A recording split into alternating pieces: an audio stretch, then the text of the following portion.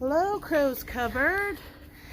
We have brought you tonight, Thursday night live, to Floyd Lamb Park in the north part of Las Vegas.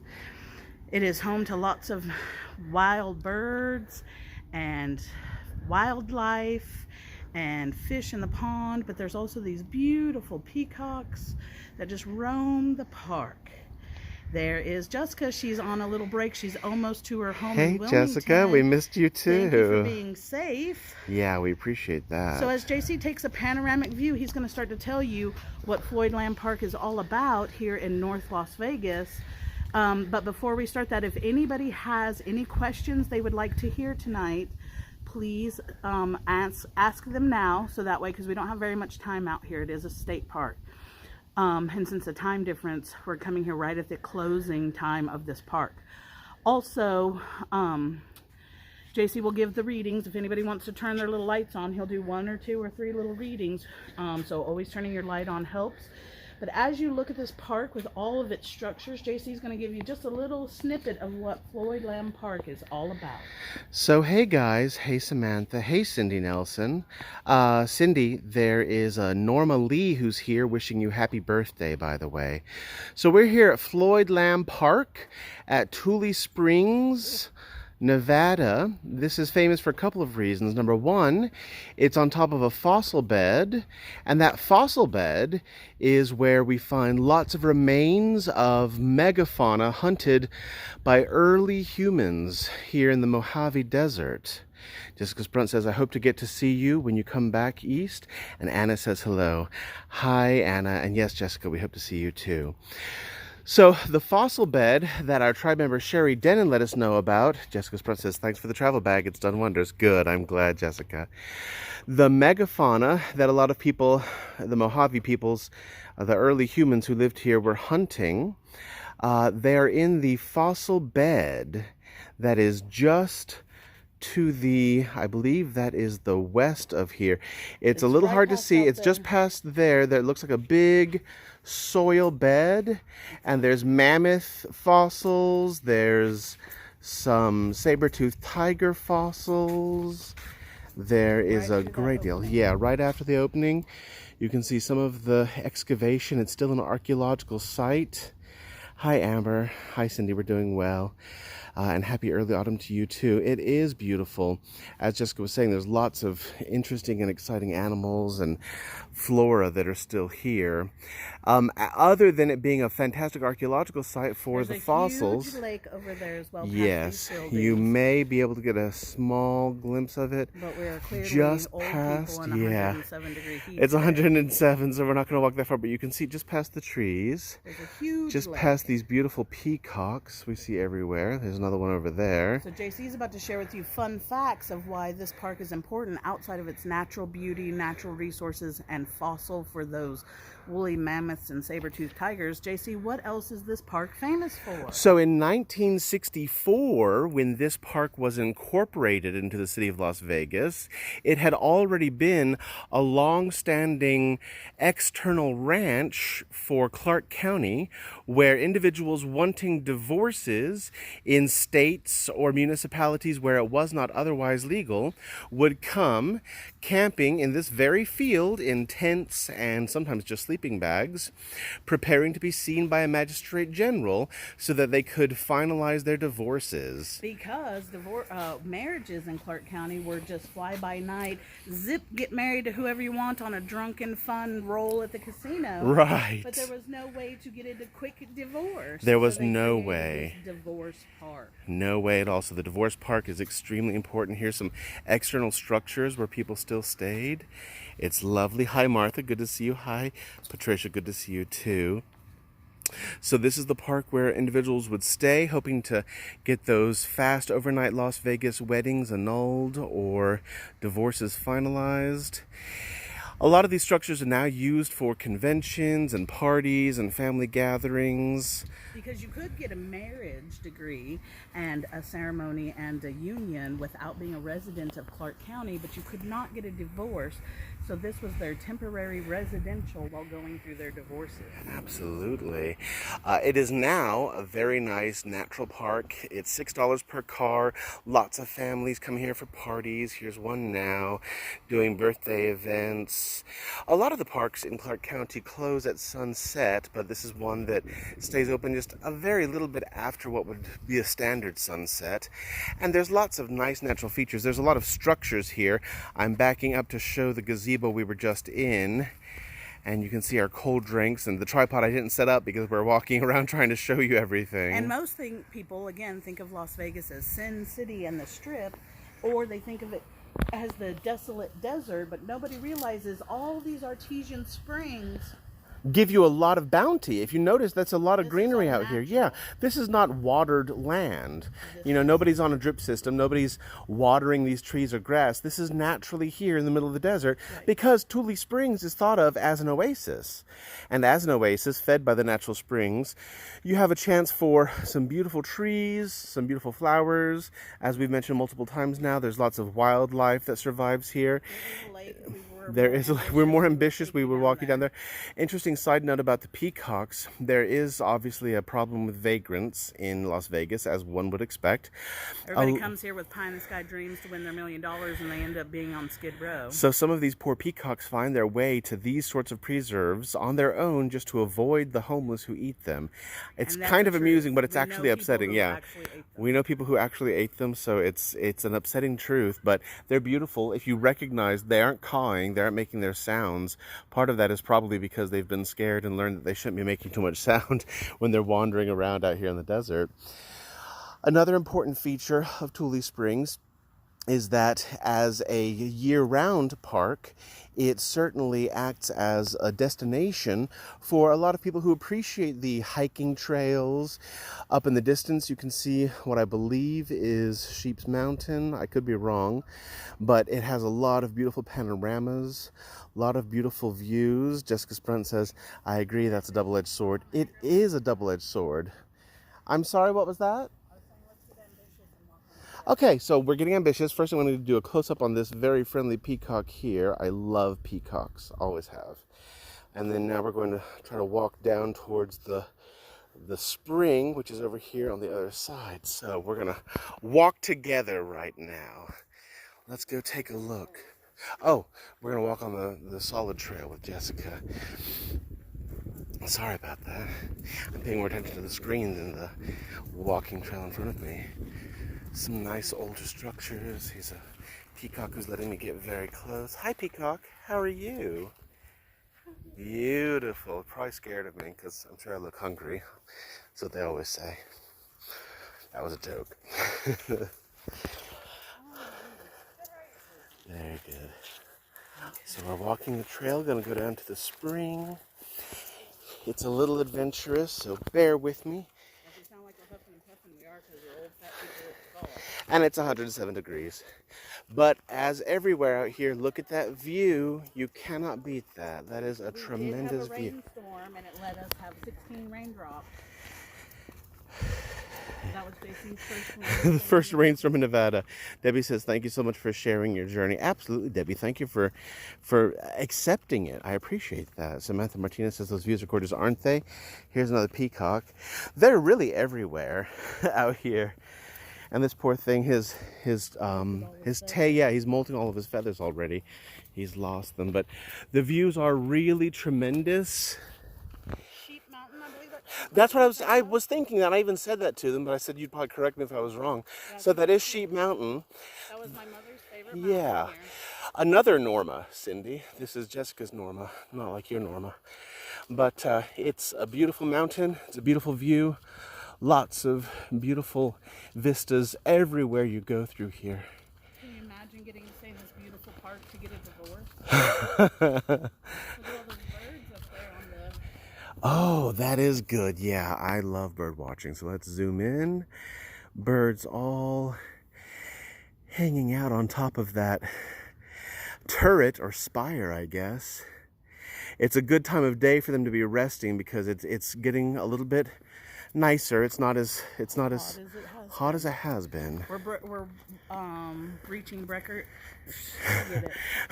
She was saying that we are breaking records. Yeah, the temperatures out here have been pretty intense. Here to the ranch and I guess they blocked it off. And this is another part of the ranch where lots of people looking for divorces would stay in these little bungalows, and maybe they'd tie their horse up. Maybe we have to go this way. That's fenced off. They've made a new fence. We came 2 years ago when we came on vacation, but I haven't been out here as a regular for 11 years. Jessica says, I'm so happy to see you guys living your best life the past few weeks. Thank you. We appreciate that. So this says, never wanted to visit Nevada before your lives. I figured it was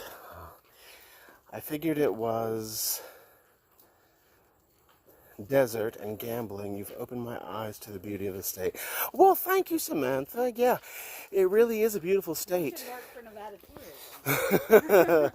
Nevada Tourism just wants you to know how much money you could spend down here. And how much you could make, you know, potentially, even though you probably really wouldn't.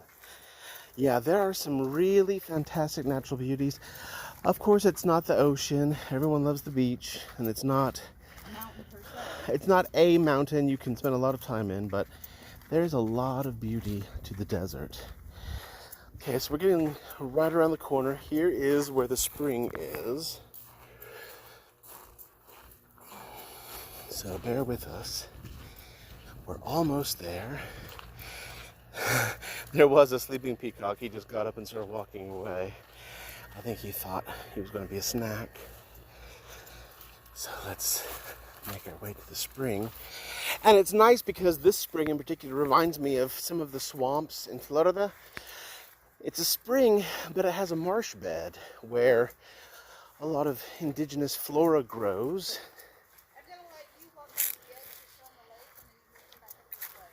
Okay, so Jessica's going to wait over at the table. I'm going to show you the lake and then come back to her.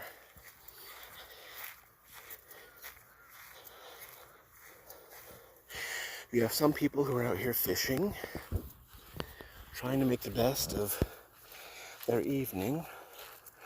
Right now it is 6:16 here. For those of you on the East Coast, it's probably about 9:16. I hear geese. There are a lot of geese out here.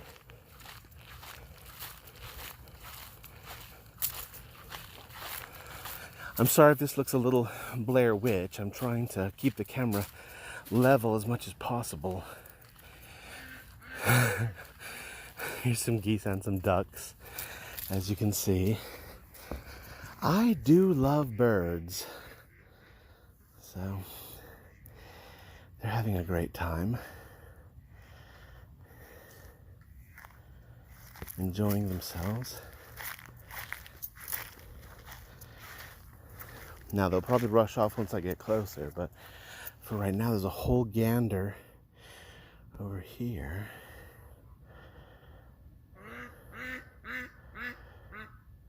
They're making their way to the water on the other side.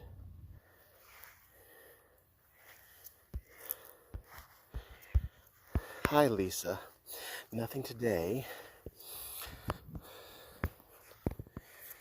So here we are. We're going to look at the water. Like I said, this beautiful marsh. And our little friends.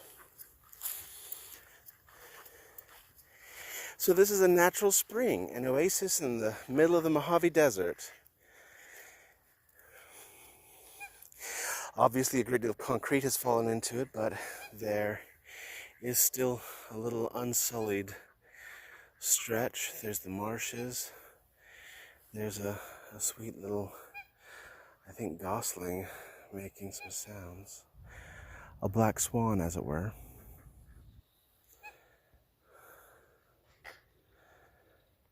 There's two of them. There's one who is a little bit more aggressive, making some fun sounds. Yeah, really beautiful. Just the most beautiful. They're coming together. Maybe they'll make a heart with their necks. I do like it when they do that. Well, at least they're being sweet to one another.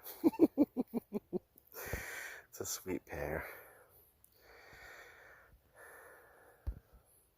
So it's a beautiful oasis right here, as I said, in the middle of the Mojave Desert. It's certainly one that I think everyone should come to at least once. Floyd Lamb Park, if you make your way out here. There's a delicious breeze coming just off the fossil beds right now. It's very nice. It's moving the limbs and cooling us all off out here. There's a lot to see. Again, don't think of the desert as just desert. Don't think of Las Vegas as just gambling. Everywhere you go, there's always a chance for natural beauty, and this is a great example. I love the idea of an oasis. An oasis in the middle of the desert, you know? And I'm sure the early Mojave people were just so thrilled to find this when they were looking for a safe place to live and drink and eat and live their best life. Clearly they must have. That's why there's so many fossils in the fossil bed back there. I'm going to come close up on these birds again. I just love bird watching. You know, in a perfect world, I would be a boring old librarian who spent his weekends bird watching. Look at them. Just adorable. And I love all their songs. Their songs are so nice. Just adore it. Melissa Simmons. There's a Vivian and David Gillis here as well, and they're explaining, you know, you really oughtn't play with fire, and if you do, you have to expect to get burned. But no getting burned out here. It's just beautiful all the way around. Some fantastic sights to see. It's very refreshing, you know. There's someone fishing. Secretly, I hope he doesn't catch anything, because I think the fish should be left alone, but that's just me. I'm not going to tell him that. That'd probably hurt his feelings. Now I'm going to come back up on Jessica in just a moment. She's sitting over there on the benches.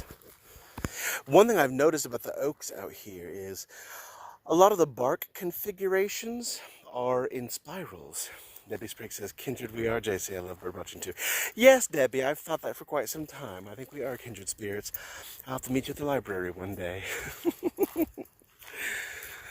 So, a lot of the bark configurations on the oak trees out here, they grow in swirls, which is strange. I've only ever also seen that in India.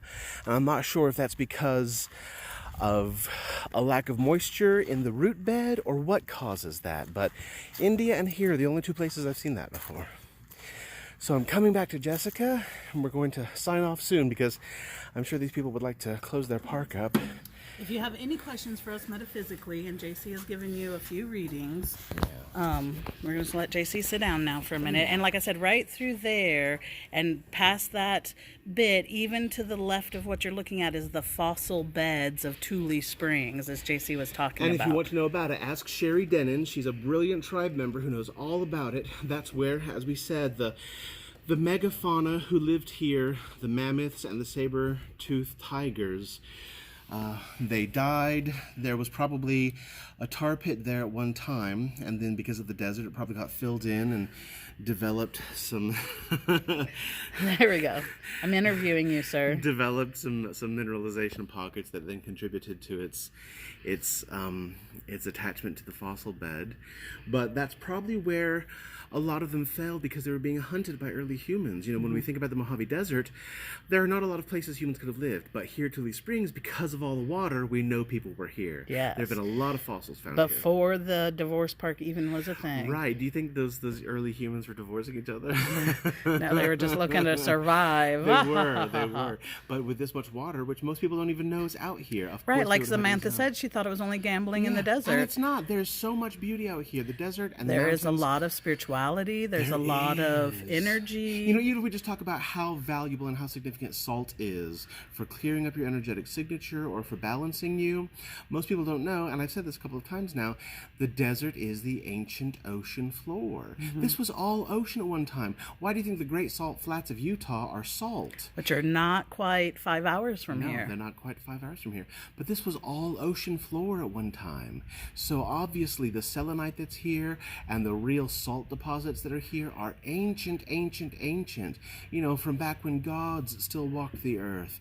So clearly it's an energetically significant place to go to unburden yourself, to relinquish your misery, to cleanse yourself. Well, and like we talk about in the crystal world, you talk about those desert roses, which are a kind of selenite that you find out in the desert. Why do you think we have that? Because it was once ancient ocean. Yeah, it is beautiful no matter how you cut it. So we're going to get off here in just a few minutes. If anybody has any metaphysical questions, I don't know how many readings JC did or didn't give as he walked away from me. But we're going to sit here for just a few more minutes. If you have any metaphysical questions that you're working on, like we said, it seems extremely energetic the last couple of days. We are and have moved into the Mercury retrograde shadow, so that might be affecting people. Record temperatures and Schumann resonance, and global warming might be upsetting people in their energy. So if there's any advice or needs that you might have, please post them now, so that way we can help you. This isn't just about us being on vacation. This is a working vacation. Yes, we're still here for so you. We're here to support you guys, make you feel uplifted and loved and empowered, because that's what we want for your lives. Right. So take this opportunity to be with us, to not only see the natural beauty, to see all the fun adventures that are out here to be had, but we are also here to support you guys, our lovely tribe members. And just in case, because I've been panting and walking, and it's probably easy to miss what I'm saying, one more time, the first message that I got was for Cindy Nelson, for Cynthia Nelson. Norma Lee Nelson is wishing you a happy birthday. And also for Melissa Simmons, you have Vivian and David Gillis who are here, and they want you to know that if you play with fire, you have to make sure you don't get burned. You should expect to get burned, so avoid playing with fire. The only other thing I can say is that there is a quietness out here that you do not find on the East Coast. And I'm not sure if that's because there is less population. I mean, it's high population, but they're not dense. It's not as dense as it is out east. What I do notice is that there seems to be less of an electronic smog, and it sounds ridiculous to even say that out loud, but it feels like there's less of it. Like you can feel much more of it out east, but there's much less of it here. When we were in the Valley of Fire, I noticed that the only other time I had heard it that quiet was when it's been a heavy snow. There's a certain kind of quiet that's in the snow. That's how the Valley of Fire felt as well. Very quiet, very serene and peaceful, and away from all the maddening din. Absolutely. Okay, so we're going to get off of here only because it's 107, even though the sun is down. And I know we haven't quite given you 30 minutes, but we love you. We hope you have an opportunity to ask us questions. If you didn't, please DM us or put it in the comments here, and I'll come back and look at them. And put your notifications on, because while we're out here, if you've noticed already, we've been doing lots of pop-ups. So while we are keeping true to our normal Thursday Night Live, we've also been trying to give you a chance to see everything we've been seeing. Absolutely. So please turn on your notifications, share us with friends, and every time we pop up, you'll get a notice, and you'll have a chance to see, hopefully, some other new adventure. Absolutely. I know I plan to see we do plan to go to the Clown Motel and Red Rock. All the people have been voting mostly for the Clown Motel and Red Rock. Yeah. Some have voted for Scotty's Castle, and I did look it up to go. The actual home is closed because of a flooding and won't open until 2022, I mean. So if we make it out there, it'll just be to show you the outside of Scotty's Castle, the ghost town before Scotty's Castle, going through Death Valley and the meteor crater. But we do have to wait for it to be a little bit cooler, only because 107 in the desert is what in Death Valley? Yeah, that's probably 120 in Death Valley. Absolutely. So let's catch up on the comments, and then we're going to go. So let's see here. I don't know where you left it, but Cindy says, Samantha says, have a good evening, tribe. Hello, Crow's Cupboard from Cindy. I hope to get to see you soon. Anna says hello. Jessica says thanks for the travel bag. Why does it do this to me every time I touch it? Up and down. I know. Let's see here. Those views are gorgeous, says Samantha. Jessica Sprint says, I'm happy to see you guys living your best life the past few days. Yeah. Let's see, where did it go? Debbie says, we are kindred. We are JC. Love bird watching too. Debbie Sprake says, safe travels. Jessica Sprint says, love you. Samantha says, good night, love. loves safe travel. Have fun. I have been enjoying seeing your travels. Lynn says love and enjoy, love you and enjoy. Marie Bailey says love you guys, safe travels. And Cindy Nelson says I'm back, y'all. Thank you, Cindy. Okay, so we're gonna get off here. We love you. We hope you have a great evening. I'm sure we're gonna pop up more, but if we don't and you don't catch us over the weekend, have a safe weekend.